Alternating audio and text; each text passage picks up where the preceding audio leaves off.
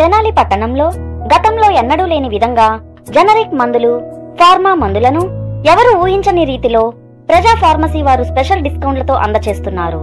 కావున తెనాలి పట్టణ నియోజకవర్గం ప్రజలందరూ కూడా ఈ అవకాశాన్ని ఉపయోగించుకోవాల్సిందిగా కోరుచున్నాము. అడ్రస్ గాంధీ చౌక్, నెహ్రూ రోడ్లో గల గుప్తా ఫ్యాన్సీ ఎదురు, తెనాలి.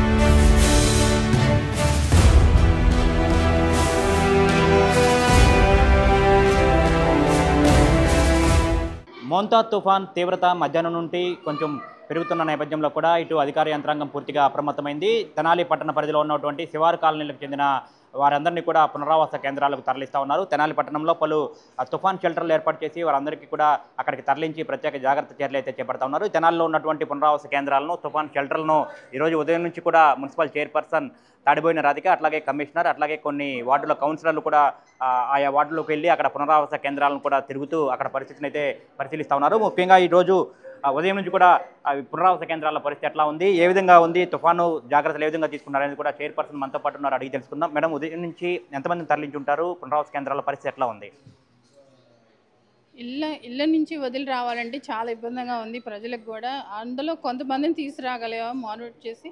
మేము మా అధికారులు కానివ్వండి, సచివాలయ సిబ్బంది ద్వారా వెళ్ళి వాళ్ళకి 1-2 సార్లు మేము చెప్పాము. తుఫాను వల్ల చాలా ఇబ్బంది కలిగిద్దమ్మా, చాలా జాగ్రత్తగా, పిల్లలు ఉన్నారు, ముందర సురక్షితమైన ప్రాంతాలకు చేరాలి, ఇక్కడికి మీకు అనుకూలంగా అని సదుపాయాలు ఏర్పాటు చేస్తాము. ఫుడ్ కానివ్వండి, అలానే హెల్త్ విషయంగా కానీ ఏదైనా సరే మేము తీసుకుంటామని చెప్పి కొంతవరకే మేము తీసుకురాగలిగాము. ఇంకా మేము మళ్ళీ సచివాలయ సిబ్బందిని పంపించి వాళ్ళ ద్వారా కూడా ఇంకా దాదాపు 100 మంది ఏమో వచ్చిందని నా అంచనా ప్రకారం చెప్తున్నాను. ఇంకా జనాలు రావాల్సిన వాళ్ళు ఉన్నారు. ఎడ్లింగ కాలనీ కానివ్వండి, చంద్రబాబుల కాలనీ కానివ్వండి, అలానే పూణే కాలనీ నుంచి కానీ అలానే 9 చోట్ల ఏర్పాటు చేస్తాము ఎక్కడైతే. అలానే బస్సులు, వ్యాన్లు కూడా 7 బస్సులు ఏమో ఏర్పాటు చేస్తాము. వీళ్ళు ఎక్కడైతే ఉన్నారో అక్కడ సదుపాయంగా ఎక్కడానికి ఒక వ్యాన్ లాగా ఏర్పాటు చేస్తాము. మా మున్సిపల్ సిబ్బంది వాళ్ళు దగ్గర ఉండి చూసుకుంటున్నారు. ప్రధానంగా కాలనీలో ఏదైతే ఇబ్బందికరంగా ఉందో కాలనీలో, శివారు కాలనీలో వారందరినీ కూడా పునరావాస కేంద్రాలకు తరలించి అక్కడ ప్రత్యేక వసతులు ఏర్పాటు చేసినట్టుగా కూడా చెప్తా ఉన్నారు చైర్పర్సన్. అట్లాగే మనతో పాటు కమిషనర్ ఉన్నారు, రామ అప్పలనాయుడు గారు ఉన్నారు. సార్ని అడిగి తెలుసుకునే ప్రయత్నం చేద్దాం. సార్, మొత్తం తెనాలి పట్టణ పరిధిలో ఎన్ని పునరావాస కేంద్రాలు ఏర్పాటు చేశారు? ఈ కేంద్రాలకు సంబంధించి వారికి ఎటువంటి సౌకర్యాలు కల్పిస్తున్నారు ఇక్కడ? మోంతా తుఫాను దృష్ట్యా తెనాలి పురపాలక సంఘం యొక్క కౌన్సిల్ అండ్ చైర్పర్సన్ గారు వారి యొక్క ఆదేశాలతో, అలాగే గవర్నమెంట్ మినిస్టర్ గారు కూడా నైట్ ఒక టెలికాన్ఫరెన్స్ తీసుకొని ఈ తుఫాను దృష్ట్యా మనకు ఉండేటువంటి రోడ్ సైడ్ పీపుల్ కానీ, అలాగే ముఖ్యంగా ఐడెంటిఫైడ్ ఏరియాస్లో ఉండేటువంటి పీపుల్ ఏవైతే ఉన్నారో శాంతినగర్ కానీ, మనకి ఎన్సీబీ కాలనీ, పూలే కాలనీ, అలాగే కొన్ని లంకదెబ్బ ఇట్లాంటి ఏరియాస్ ఉన్నాయి.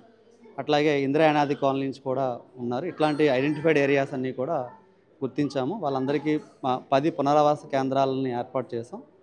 అట్లాగే ఇప్పుడు రన్నింగ్లో 4 పునరావాస కేంద్రాలు రన్నింగ్లో ఉన్నాయి. సో ఈవినింగ్కి మా చైర్పర్సన్ గారు చెప్పినట్లు ఈవినింగ్కి మేము ప్రతి ఒక్క వార్డు కూడా వెళ్ళి వాళ్ళందరినీ కూడా ఎంకరేజ్ చేస్తున్నాం. సో సాయంత్రం కంపల్సరీ రావాలి, లేదనుకుంటే గాలి కానీ ఎక్కువగా వీచుంటే అందరూ కూడా రేకు షెడ్లలో వాటిలో ఉంటున్నారు కాబట్టి ఇబ్బంది అయిపోతారు. సో కౌన్సిలర్ గారు మేము కొన్ని శాంతినగర్, ఎన్సీబీ కాలనీ, పూలే కాలనీ లొకేటెడ్ ఏరియాస్లో తిరిగి అందరినీ ఎంకరేజ్ చేసాం. సో వాళ్ళందరూ రావడం వలన ఇక్కడ మనకి ఎన్టీఆర్ కమ్యూనిటీ హాల్లో ఆల్రెడీ 25 మెంబర్స్ వరకు ఉన్నారు. ఇది కాస్త 40 మెంబర్స్ అన్నీ కలిపి ఒక 65 అవుతారు. అట్లాగే ఇంకొన్ని ఏరియాస్లో కూడా తులసిదాస్ కమ్యూనిటీ హాల్లో రోడ్డు పక్కన రాజస్థాన్ నుంచి వచ్చే వాళ్ళందరూ కూడా రోడ్డు పైన షెల్టర్లో ఉండే వాళ్ళందరినీ కూడా నిన్న నైటే షిఫ్ట్ చేసాం. అదొకటి 50 మెంబర్స్ అక్కడ ఉన్నారు. సో చిన్నపిల్లలు ఉంటే ఇక్కడ ఉండేటువంటి చూడడం వల్ల కూడా మాకు చిన్న చిన్న లోపాలు ఏవైతే ఉన్నాయో చిన్నపిల్లలకి మిల్క్ కూడా ప్రొవైడ్ చేయాలి, అలాగే స్నాక్స్ కూడా ఇన్ టైంలో ఫుడ్ ఇలాంటివన్నీ కూడా నైట్కి రేపు కూడా టైం టు టైం వచ్చేలాగా సాగ్రిగేట్ చేసుకుంటాం. సో ఎక్కడ కూడా ప్రజలకు ఇబ్బంది లేకుండా పునరావాస కేంద్రాలను ఏర్పాటు చేసుకుంటాం. ప్రధానంగా చూసుకుంటే పునరావాస కేంద్రాలకు కొంతమంది రావట్లేదని చెప్తా ఉన్నారు. మరి ప్రభుత్వం నుంచి కూడా కొంత సాయం కూడా ఏదో ప్రకటిస్తూ ఉంది, దాని గురించి సార్. సో నిన్న సివిల్ సప్లైస్ మినిస్టర్ గారు కూడా శ్రీ నాదెండ్ల మనోహర్ గారు కూడా ఒక ఇంటిమేషన్ ఇచ్చారండి.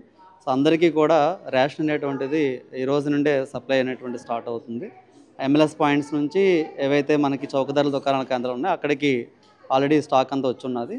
ఆ ఫ్యామిలీస్ అన్నీ కూడా అక్కడి నుంచి తీసుకోవాలని చెప్పి కూడా గవర్నమెంట్ సైడ్ ఆదేశాలు ఇచ్చారు. అది ఒక పక్క సివిల్ సప్లై సైడ్ నుంచి రన్ అవుతుంది.